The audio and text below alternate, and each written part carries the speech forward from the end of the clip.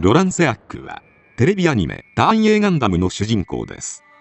浅黒い肌と中性的な見た目が特徴的な少年で、作中では女装して女パイロットのふりをする場面も見られます。かつて地球を離れ月面に居住した人類であるムーンレイスであり、地球への先見調査隊として選ばれ降下しました。モビルスーツ戦では極力腕や足を狙いパイロットを殺さないように戦う優しい心の持ち主です。しかし優柔不断な性格というわけではなく、殺さないように戦える相手じゃないと判断した場合は容赦はしない思い切りの良さを持っています。地球での居住地を求めて降り立ったムーンレイスとムーンレイスの移住を拒む地球人の間での争いが勃発する中、平和のために戦いを繰り広げていきました。今回はそんなロランの人生について解説させていただきます。僕、ロランと言います。ロラン・セアックです。ロランは公式サイトによると西暦2328年11月2日生まれとされています。月面都市ゲンガナムのベイザム地区において運河人と呼ばれるいわゆる漁師の身分として生まれます。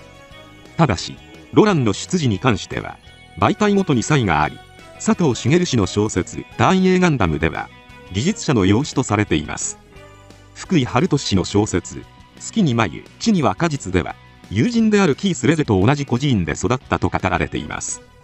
またアキマン氏の漫画「ダーン・エー・ガンダム月の風」では発掘作業に明け暮れる父親に置いてきぼりにされたという設定でした。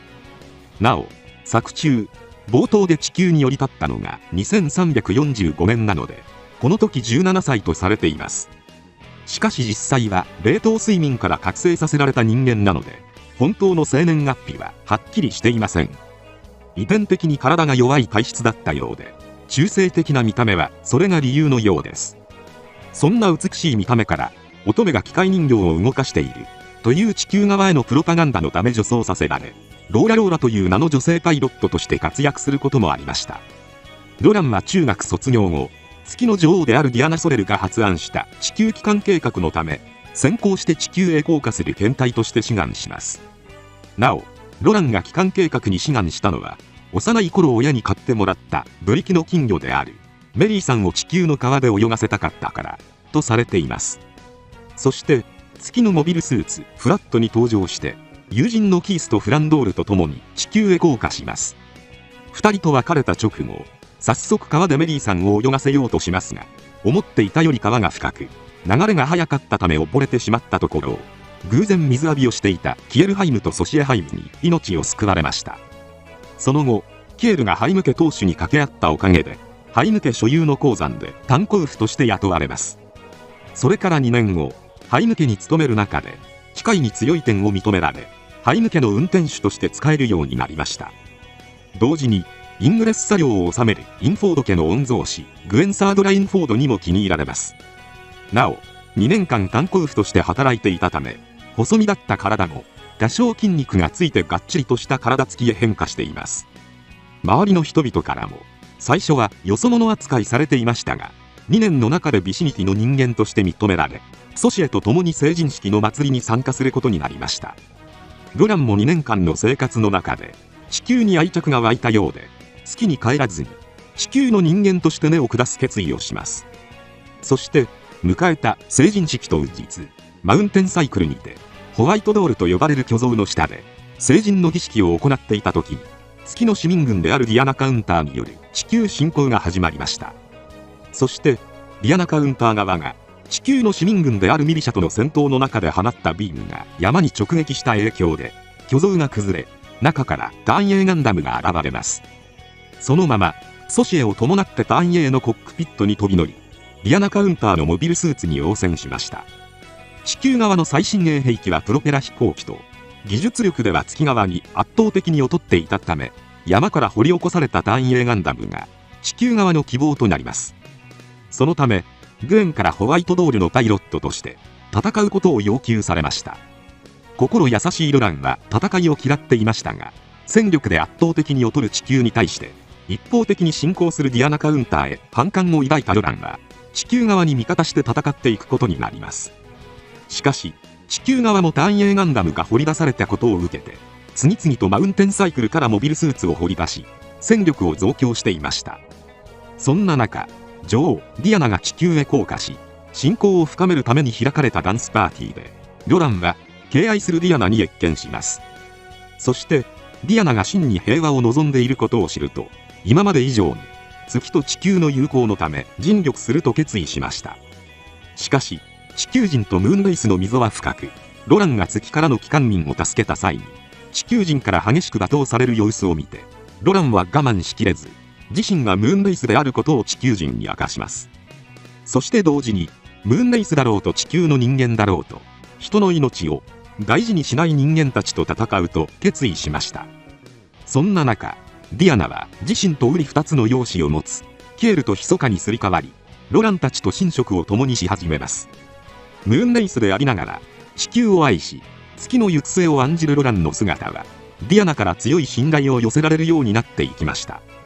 そして反ディアナ派である月の執政官アグリッパ・メンテナーの一派のように、ディアナ暗殺を狙っている者たちの存在が明らかになって以降、ロランは入れ替わりの事実を知らされ、数少ない協力者の一人としてディアナに力を貸していきます。しかしロランやディアナの平和を願う思いとは裏腹に、戦争は激しさを増していったため、ロランが地球への思い入れとムーンベースへの愛国心で板挟みになって苦悩する場面も見られます。時にはキースからローラと呼ばれてグエンの道具になっていると糾弾されることもありましたが、それでも地球側の味方として戦い続けました。そんな中、ディアナカウンター側が行っていたマウンテンサイクルの採掘作業で偶然核ミサイルを掘り当ててしまいました。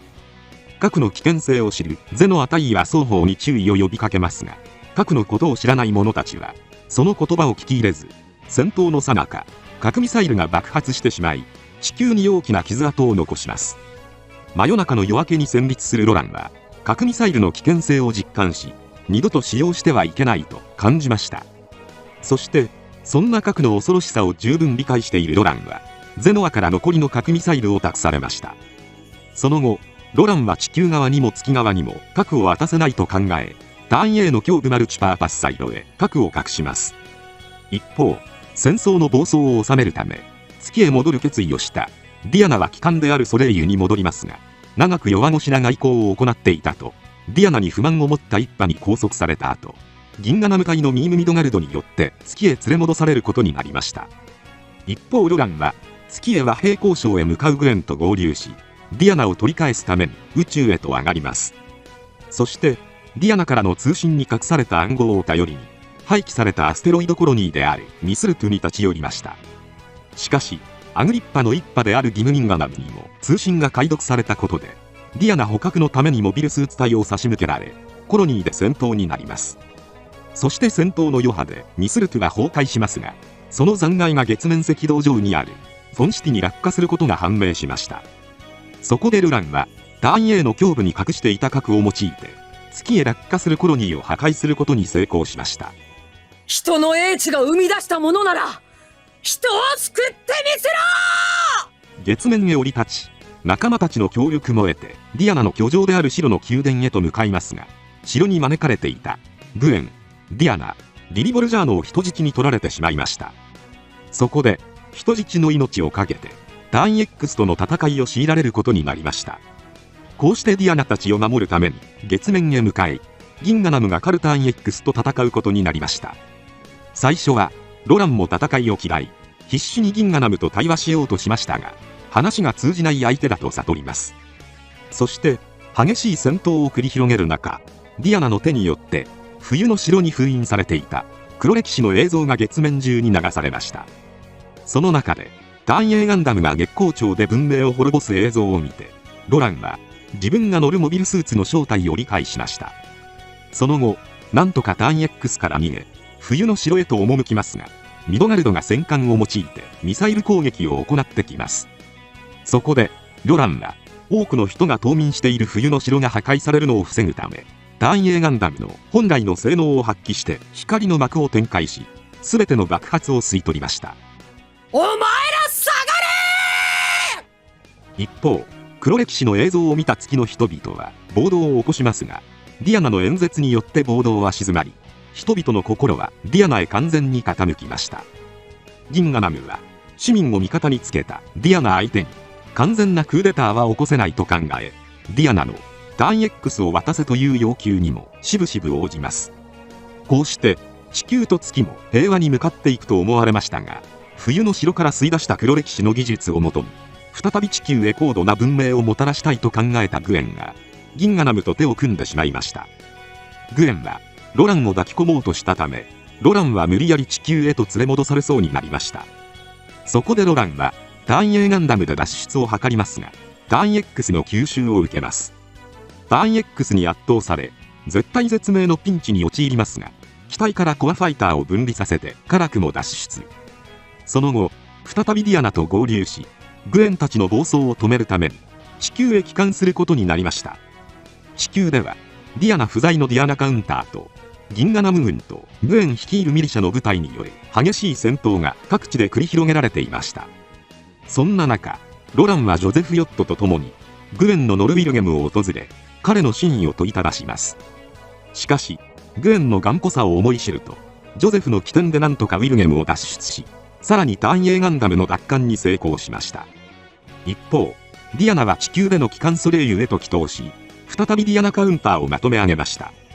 こうして体制を立て直したディアナ側と、いつ分裂してもおかしくないグエン、ギンガナム側との最終決戦が始まります。リリの働きかけもあり、一致団結したミリシャ軍とディアナカウンターの活躍によりグエン側は劣勢になるも、ギンガナムのカルターン X の活躍によって戦況が覆りそうになりました。しかしそこでロランがギンガナムとの一騎打ちに持ち込みます。戦いを楽しみ、ディアナに武人としての誇りを踏みにじられたと考えるギンガナムをロランは何としても倒す決意をしました。そして月光町を発動する両機は相打ちになり機能を停止。その後脱出したギンガナムと剣を用いた生身での一騎打ちにもつれ込みますが、ターン同士が月光町で眉を形成し始め、それにギンガナムが取り込まれたことで決着がつきました。その後ディアナカウンターとミリシャ側で和平が結ばれたことで戦争は終結しました。戦後はディアナがキエルにディアナソレルの役割を任せ、地球で陰性生活を送ることを決めたため、ドランはソシエとの愛を振り切ってディアナに付き添い最後を看取る決意をしました。なお人工睡眠を繰り返した影響でディアナの肉体は睡眠装置を利用しなければ維持できなくなっていたようで、終盤の白の宮殿から脱出する際に息切れしていたり、エピローグで杖をついていたりと、それとなく思わせるシーンが多く見られました。そんな最後のエピソードに関しては小説や漫画によって違いが見受けられます。まず佐藤茂氏の小説版ターン A ガンダムおよび福井春俊氏の小説版月に眉地には果実では、最後はソシエと再会して終わりを迎えています。漫画版だと時田光一氏のターン A ガンダムでは風の便りでディアナと共に暮らしているだろうと語られるものの、ロラン本人のその後は直接描かれずに終わりました。また曽我淳氏の漫画版ではターン X と大気圏突入時に戦闘を繰り広げた後、コアファイターで地球に降下して行方不明になるという形で終わりを迎えています。余談ですが、ディアナがロランを看取り役に選んだ理由について富野監督は自身が出版したエッセイターン A の癒しにて、ロランがディアナの初恋の相手に似た少年だったからだろうと語っています。